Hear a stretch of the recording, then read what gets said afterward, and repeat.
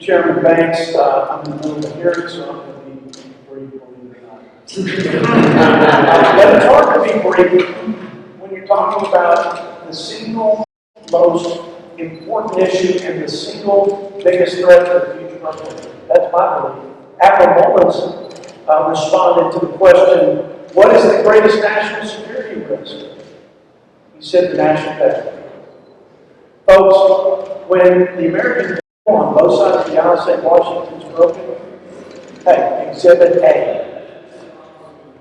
When they say, our citizens, fellow Americans, our constituents, that Washington and the politicians in Washington play by different set of rules, hey, this highlights that in spades. Because we don't operate like the American families, individuals, businesses, local or state governments. And I'm proud to have served under the leadership of Kevin Hern. This is a guy who's run a successful business.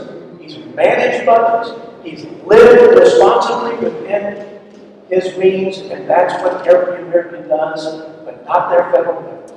So we're $30 trillion in debt and climbing $100 trillion by 2050. That's the projection. Well, that folks, we're beyond unsustainable. And if we ever trip the wire and we ever see the dominoes start to fall, you can't put it back. The sovereign debt crisis will not only compromise the national security of the greatest nation in the world, it will jeopardize our freedoms, our prosperity, and our way of life. Now, every generation has stepped up, every generation, politically, on behalf of their fellow Americans, to make the sacrifices and to do the tough things that have to be done. All the easy choices are gone.